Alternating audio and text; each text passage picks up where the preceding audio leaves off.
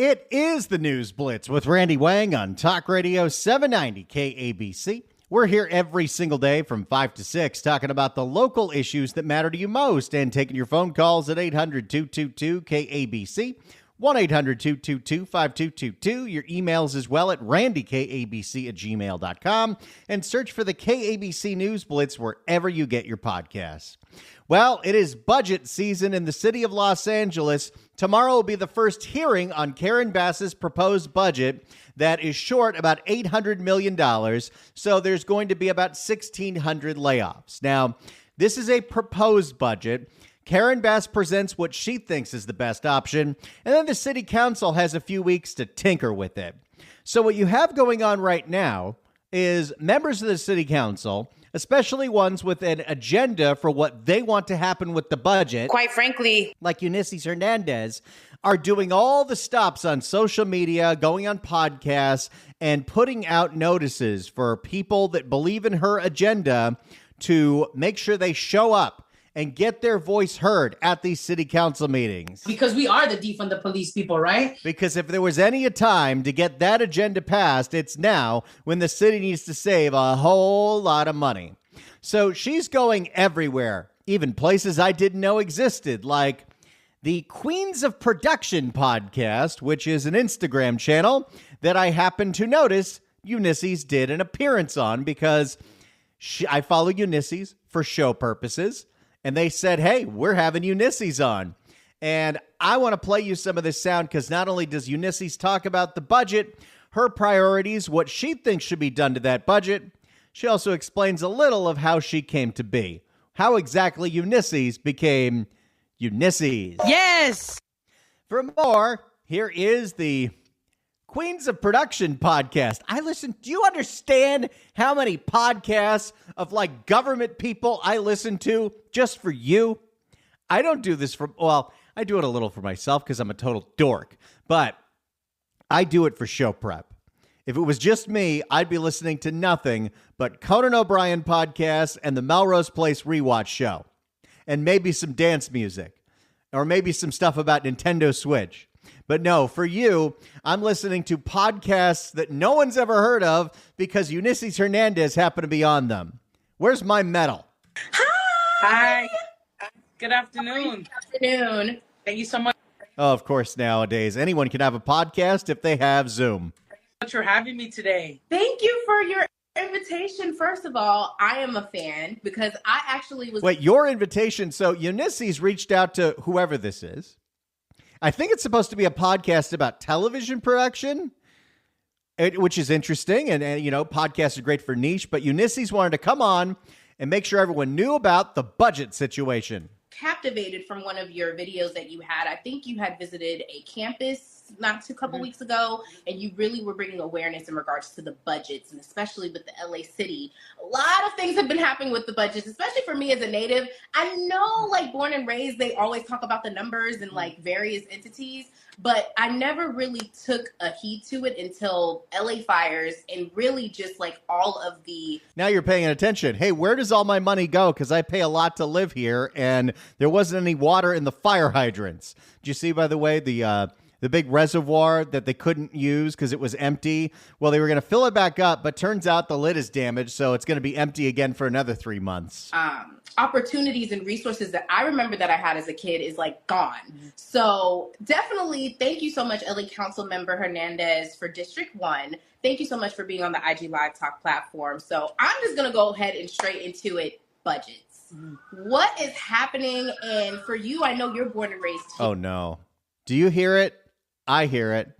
Eunisses is on Zoom, and Eunisses lives in Highland Park, and Eunisses has sirens in the background. Shocker.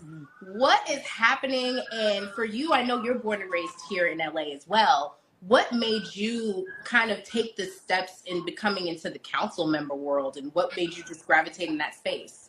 Why did you want to become a member of the LA City Council, Eunisses? Outside of the fact that it pays $220,000 a year. How dare you? I know you're not in it just for the money. You also have an agenda.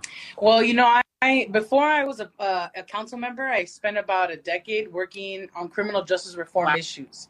Wow. So A lot of my loved ones, family, were impacted by the carceral system, problematic substance use, mental health needs. Yeah, this is true because I've listened to a few different Eunisses podcasts. She originally was going to go to school to pursue a career in law enforcement, but then so many of her friends and family members kept getting arrested for things like drug dealing and who knows what else, that she decided to switch sides. And she's been an advocate for the incarcerated and people who have to deal with the carceral system for a very long time. Were evicted during the last recession in 2008. And so that motivated me to try to change the laws, to change policies, to change our budgets, to actually help them and support them. And eventually, after 10 years of that work, I saw that there was a real gap in leadership for the representative of the area I lived in. She realized how low the voter turnout was in District 1 and realized if she organized just enough people that believed in her cause celeb, which was the defund the police DSA LA agenda, she could worm her way into a council seat. And that's exactly what happened. And there was women who make a living collecting the recyclables. And I knew that if leadership didn't change, that they would no longer be able to afford to live in this district. Okay, who's affording to live by collecting recycle cans? And so I decided to run after I saw the lack of leadership during COVID-19. But, it's been hard. I'm going into my third year, but it's been a great opportunity to be able to fight at the table instead of just being on the menu. Okay, so how is that fight going, Eunisses? As far as the concerns that you came in your first year, and then has it changed? Has it been resolved? Or do you see even more problems in your third year? Well, I will say that when I came in, I had an idea of what the city was and how it ran and what my priorities should be and what, I uplift for my community. But now being in year 3, I see how the system works. I see how we can get resources for our community. And I see what we have to do to bring in the community to make decisions on the policies that they want to see. Yeah, see, she thinks if she gets 10 people to show up at the LA City Council advocating for the same thing that she wants, then that's obviously reflective of the general public. For example, I didn't think that it would be of interest to push on public works issues. What are public works issues? Yeah. Those are the trees, the sidewalks, the street lights. And fixing those. But which, by the way, is a great thing. And we love those kind of constituent services. The problem is Eunisses has the belief that we can't afford to do those things because of LAPD, because all the money goes there. And it's just not true. Is it the biggest part of the budget? Yes. It's the biggest part of every city budget for a reason. But as being in office going into my third year, I've noticed that last year we paid $78 million just in lawsuits for trip and falls. Wow. Yeah, that's because we won't fix the sidewalks, which is very short-sighted. Wow. It takes us 10 years to fix a sidewalk if it gets on the fix-it list. It takes us 15 years to trim a tree, 5 years to put in a blue handicap curb, and all of those things are because of how we've been spending our money. And that's one of the biggest things I've learned so far. People talk about, my taxes pay for the government, but nobody knows what that actually means in real life. And what that actually means in real life is that we spend most of our money in certain departments and cut from the ones that are uplifting our quality of life and supporting our families. Where Eunisses and I differ is that we both agree we should be funding street repair, we should be funding tree trimming, and the basic services, street lights. Eunisses thinks the problem is we're wasting all our money on police. My problem is we're wasting all our money on homelessness. And in fact, there's a interesting scruple going on right now. Karen Bass didn't cut the homeless budget, but she's cutting animal services. And one day when I'm feeling particularly irritated by that, we're going to have a phone-in topic.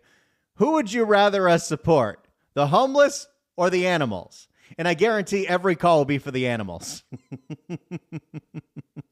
But all right, let's hear about the homelessness and the budget. Report correctly. And so for those that are LA local natives like myself, why is it so important for us to know the numbers, to know the budgets, especially the ones that are coming up this year? Because they have a direct impact on your life, on the quality of your life.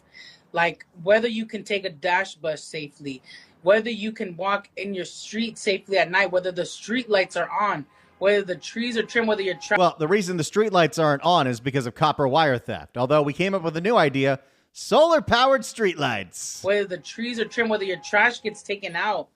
Like, we talk about the budgets and maybe they feel far away, but they literally impact the quality of your life. And also when we talk about homelessness, there's a lot of work to be done to track and hold accountable homelessness dollars. But Yeah, can we get started on that? But we definitely don't put enough in stopping people from becoming homeless in the first place. Right. Okay, that's not a thing. This whole idea that if we just do a whole bunch of emergency rental assistance, we'll stop the inflow of homelessness, that has not panned out. But we definitely don't put enough in stopping people from becoming homeless in the first place. Right. Because unfortunately, even though they like you to believe, the majority of the homeless are not people that lost their job and are having a really hard time, medical bills. No, we know what's out there. It's mental illness, but it's mostly drug addiction. And for some reason, we don't want to address that. We have not done enough to stop the eviction to homelessness pipeline. She said eviction, not addiction. For a second, I was like, wait, I agree with her. Pipeline. Your budget, your local budget can go to supporting people, making sure that they don't fall into homelessness. And so why? How long do you keep that going? Okay, somebody can't pay their rent, so you give them 1 month, 2 months, 3. How long do we go here? A year? What exactly is the cap? And so why people need to get engaged is because it impacts every single person, whether you're a homeowner, whether you're a property owner, whether you're a renter. Our city budget is supposed to be delivering services and making sure that our communities are whole. And if people are not paying attention to the budget, which I'm going to be honest, our communities have not been paying attention to the budget for a long time in mass numbers, right? Yeah. And that's why we keep getting the short end of the stick. That's why we don't get the investments that we need to see. And so if people want to see their community at a higher level with less trash, less litter, that's possible if the investments were made through our city budget, through your tax dollars. When you look at the whole city budget, there's 2 buckets. It's money that's generated from your local tax dollars, property taxes, when you pay rent, when you go to the grocery store, when you stay at a hotel. We could do anything with those dollars. That's about 47%. The other money is special funds from the federal government, from California state government, from other entities that have a lot of strings attached. Yeah. But this 47%, all your tax dollars, they can go to anything. And right now, over 45% goes to one department, which is the LAPD. That means everything else gets crumbs. Wow. I knew we were getting there eventually. Eunisses' argument is that everything that's wrong with the city is wrong because we spend too much on police. Even though for a city this large, we are woefully understaffed with police officers. In fact, the less staff we are, the more we have to spend on overtime. And this whole Karen Bass cutting the civilian positions is only going to eat into that. But it's not just on podcasts that you've never heard of that Eunisses Hernandez has this ethos. It's also in committee hearings, including the Transportation Committee, which was having a hearing on renewing the contract with LAPD to provide support for the Dash bus system. That's the bus system handled by the city of Los Angeles in downtown LA, not LA Metro, because that's governed by the county and a special board. This one the city's directly in charge of, and they're talking about making sure LAPD is available when they hit that panic button that literally used to just say panic. Okay, thank you, Chairman. Thank you for breaking that down. I put the amendments in because I felt like we missed the mark on actually incorporating all of the unarmed crisis response system. You're talking about Circle, but we also have UMCR. Unarmed crisis response? Oh, no. Eunisses wants to get rid of the police and put in ambassadors and other nonsense programs. That's doing a phenomenal job. Over 6,000 calls. Less than 4% have needed LAPD backup. When UMCR responds, it costs $35. When LAPD responds to a call, it's $85. So when we talk about the MOU, the drafting of the reimbursement, all those things, if UMCR and other programs are not incorporated, then what does that pot of money look like? What does a reimbursement look like? Okay, Eunisses Hernandez is making a strange argument. She says, well, the reason we need these unarmed crisis responders in things like the Dash buses is because they're so much cheaper than LAPD, because they don't get paid as much as police officers, because we pay police officers very well because it's an incredibly dangerous job. But we're still paying LAPD. We're just calling somebody else that we also have to pay. So that call actually costs now $115. And so I put the amendments forward because I believe we need this information before we finalize and this MOU. Circle is one of the teams, but we have a whole other system as well that's doing phenomenal. And That would be amazing to respond to these. See, this is the thing. Defund the police isn't about defund the police. It's about transferring the money that goes to this budget to the programs that she likes, that she's politically connected with, including all of this circle and unarmed crisis response stuff. That would be amazing to respond to these calls. I was on a Metro bus at 1 a.m. after a concert coming from Who is she going to see? Calls. I was on a Metro bus at 1 a.m. after a concert coming from Exposition Park. The bus stopped like 3 times because there was 3 people who were having different types of crises. One woman was drunk, one person was being verbally loud, and LAPD came. She's not saying what the third person did, but it was probably drugs. And LAPD came because the driver called them, and all they did was take the person off the cart, off the bus. And they have more important calls to respond to. So I doubt that I spent a lot of time with the woman that she was drunk, right? But a UMCR team could stay there longer, could do a warm handoff to get them into a sobering center or a place. I just think we need to think some of these situations and scenarios through, especially if we're trying to be fiscally responsible. Of course, it's all about being fiscally responsible. Well, that's an interesting scenario. And in fact, it's one that I'd love to open up to the phones at 800-222-KABC. 1-800-222-5222. Listen to Eunisses Hernandez's story one more time about her being on a Metro bus at 1 o'clock in the morning after a concert, which, by the way, we give her full credit. I love it when members of the LA City Council and the LA County Board of Supervisors actually use Metro because they tell us to use it all the damn time. I was on a Metro bus at 1 a.m. after a concert coming from Exposition Park. The bus stopped like 3 times because there was 3 people who were having different types of crises. One woman was drunk, one person was being verbally loud, and LAPD came because the driver called them, and all they did was take the person off the cart, off the bus. Here's what I want to know from you at 800-222-KABC, 1-800-222-5222. If that was you found yourself on a Metro bus at 1 o'clock in the morning on a weekend, and there were 3 people so disruptive that the bus driver had to constantly stop the bus and call for help. Who do you want that bus driver calling? Who do you want to come for help? Do you want it to be a police officer, law enforcement, or do you want it to be an unarmed crisis responder, an ambassador? When a bus driver feels so threatened that they need to call for help and hit the panic button, who do you want showing up to save you on that bus?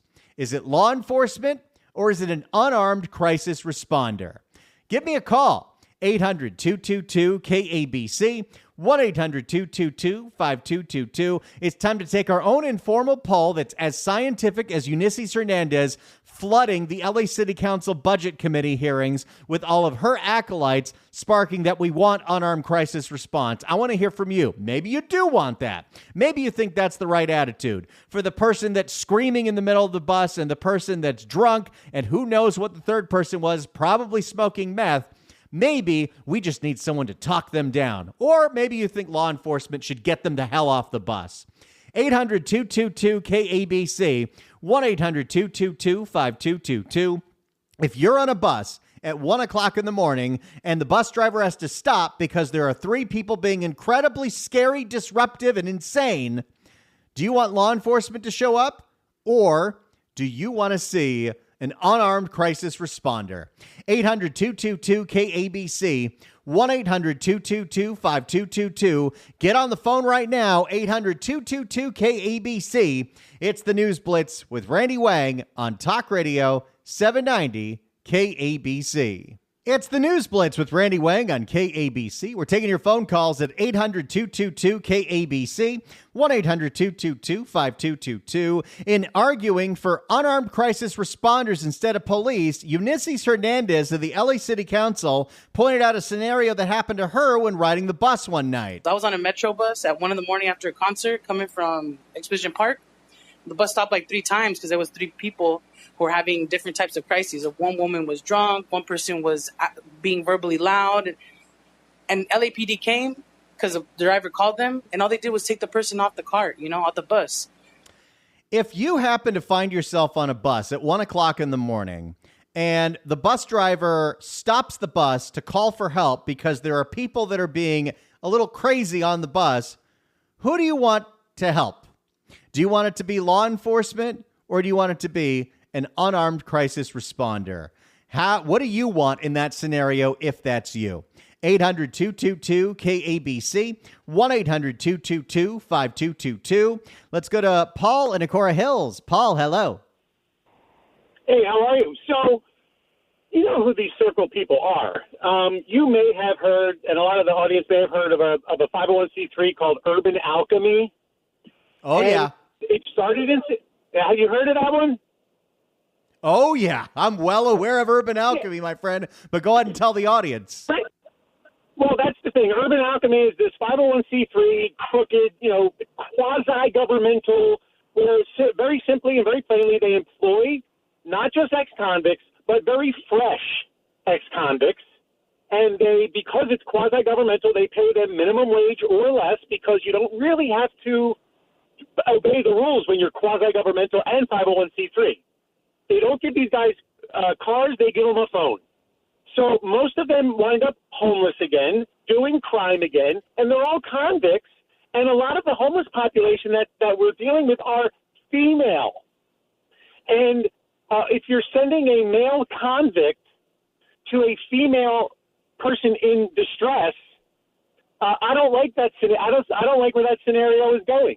So you got to look at those people. May I give some good news, if I could? We'd love that. Apparently, this DOJ Los Angeles Homelessness Corruption Task Force is for real. And I can verify it. I can verify it because I know someone, and you may know someone too. Do you know Soledad Ursula? Oh, yeah, the Venice Neighborhood Council, friend of the radio station. She's great. Well, Soledad was sworn in and appointed by Trump and sworn in, and she is now a senior policy advisor for housing and urban development. And Soledad is on the task force. And because it's a joint between DOJ and housing and urban development, Soledad's on it. She's in Los Angeles. She now has the power and the ability to dig into the books. So if anyone in the audience knows anything, can prove any sort of corruption, like evidence of corruption, contact Soledad. And actually, just go to FBI Tips. It's for real. She told me to tell everyone, this is a for real thing. If you know of stuff that's going on with corruption, go to FBI.gov and there's a tip line, and they are responding to it. There are resources that are on this thing right now. Yeah. Paul, I love it. We're late for a break, but thanks so much for the information, buddy. Soledad's great, and I can't wait to hear more about that. 800-222-KABC is the phone number, 1-800-222-5222. I'm going to put you in Eunisses Hernandez's shoes. You're on a bus at 1 o'clock in the morning. There are 3 people being so disturbing that the bus driver stops and hits the panic button. Who do you want them to send for help? The police, law enforcement, or an unarmed crisis responder like the Circle Team? Urban Alchemy. 800-222-KABC, 1-800-222-5222. It's the News Blitz with Randy Wang on Talk Radio 790 KABC.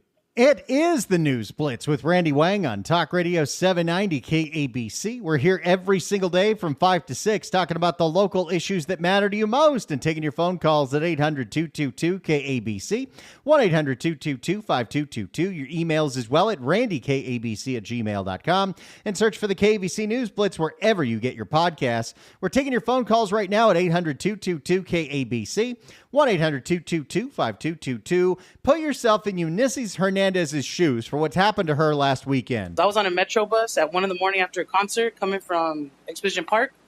The bus stopped like 3 times because there was 3 people who were having different types of crises. One woman was drunk, one person was being verbally loud, and LAPD came because the driver called them, and all they did was take the person off the cart, off the bus.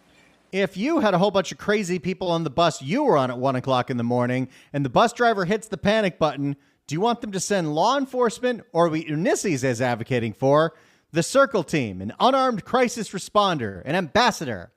Give me a call, 800-222-KABC. Thanks for holding, everybody. Let's go to Sam in L.A. Sam, hello.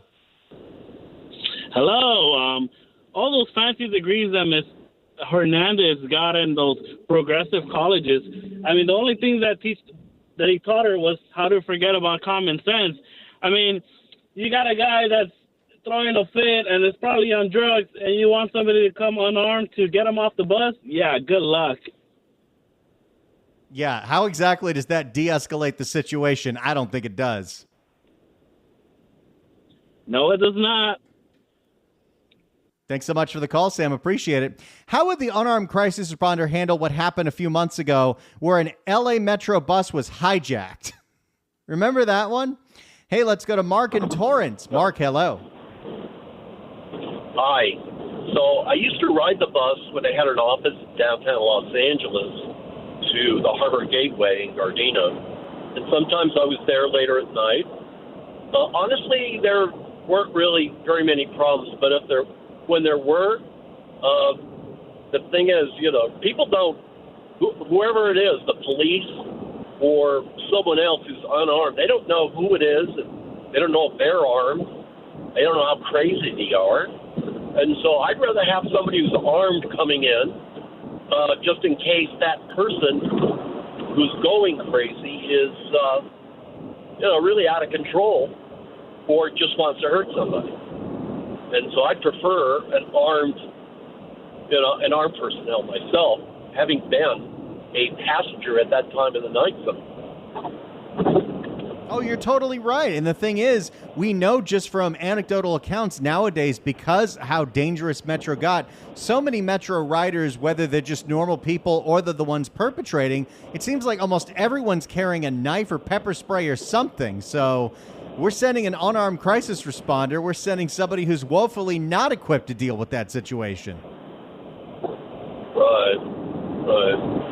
It seems like... Well, thanks so much for the call, Mark. Appreciate it. And, I want to go back to what the first caller said in this hour, and that is a lot of these organizations that provide these unarmed crisis response teams like the Circle Team, they do come from these nonprofits like Urban Alchemy. It's very similar to the thing that Karen Bass was just advocating to Black Lives Matter LA in her budget. These community intervention workers, which she openly admits she gave a 50% raise to because they were making $40,000 a year, and she thought they should make $60,000 a year because these are recent ex-cons that are apparently unemployable, and if we don't pay them $60,000, they're going to go back to a life of victimizing people. So that's great. Urban Alchemy up in San Francisco, they actually tabulate. Eunisses Hernandez is complaining about, if we call LAPD, it'll cost $85 for them to come out. Urban Alchemy's contract with San Francisco, we pay $8 every single time an ambassador walks up to a homeless person and says, "Hey, you want a cigarette?"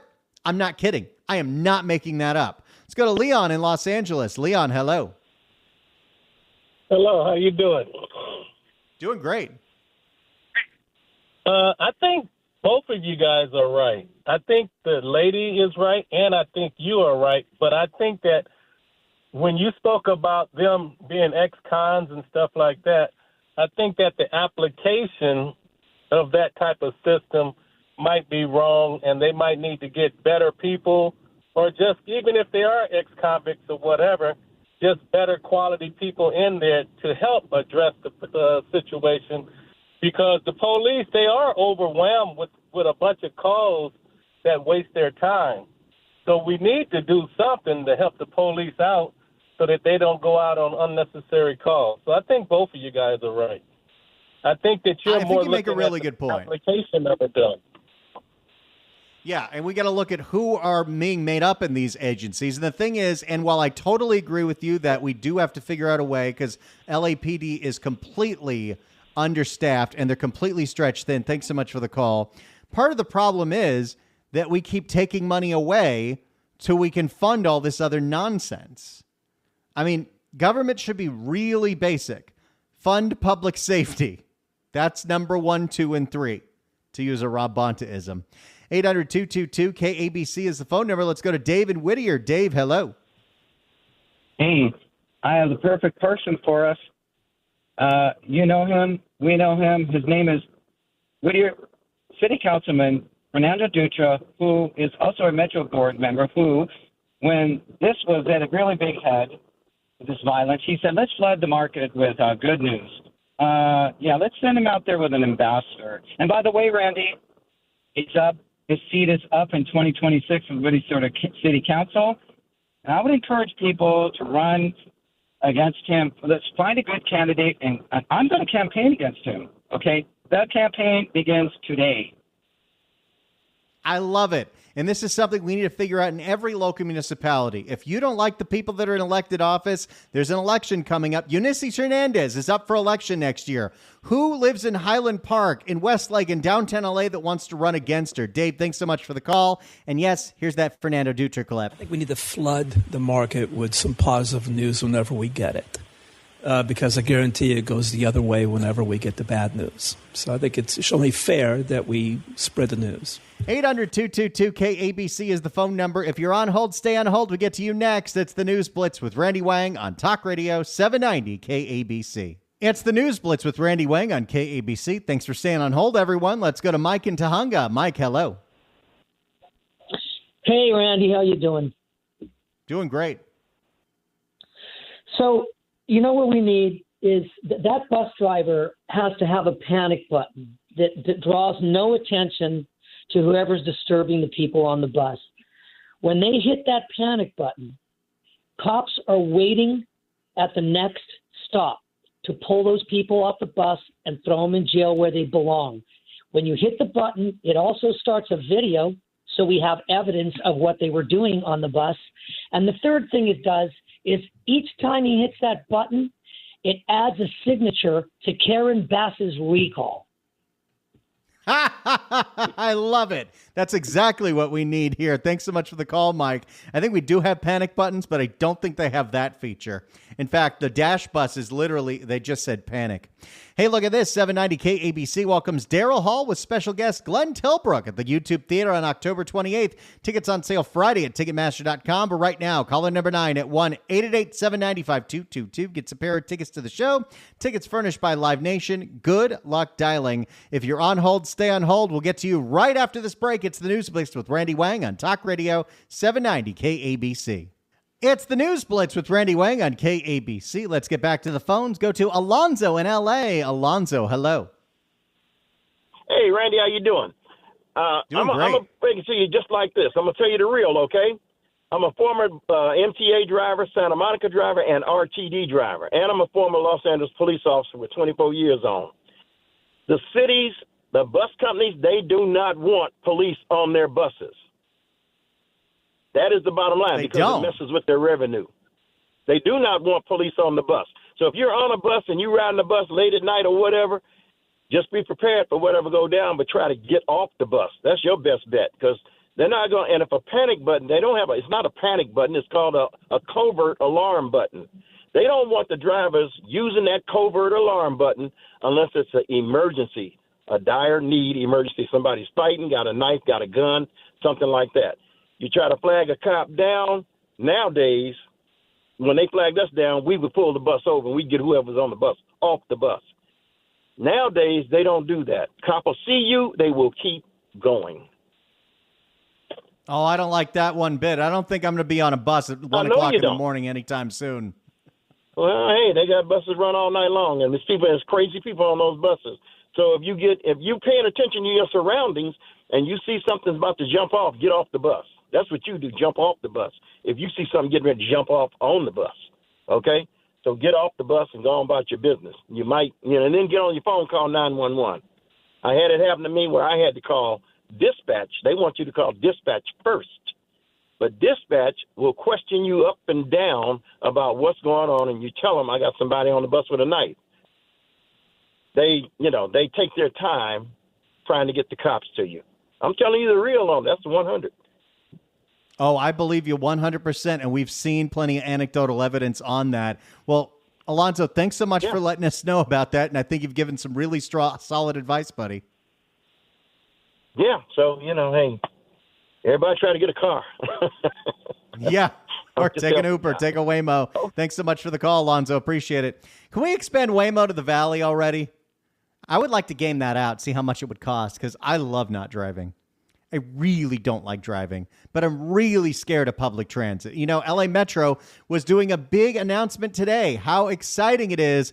June 6th, they're finally opening that big Metro LAX Center. Although the People Mover doesn't open until next year, so I don't know how far you have to walk from the Metro station to LAX.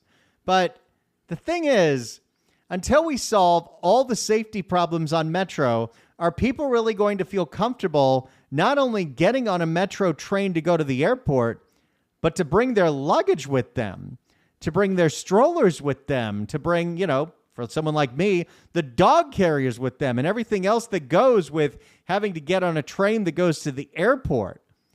I don't know if we're there yet. Maybe we will be at some point, but definitely not right now. Well, I can say from the calls that we got, because this is as informal of a survey as Eunisses Hernandez packing public comment at an LA City Council meeting, the people don't really love the idea of the unarmed responders to these problems. Maybe there's a line for that, but considering who these unarmed responders are and that they're urban alchemy ex-cons, and again, nothing against people that are reformed getting out of prison, but if you have no skills after being in prison, we shouldn't just pay you to not reoffend. That doesn't make a whole lot of sense. What are all those college courses for? Another topic for another day. Thanks to so much for listening, everybody. It's the News Blitz with Randy Wang on Talk Radio 790 KABC.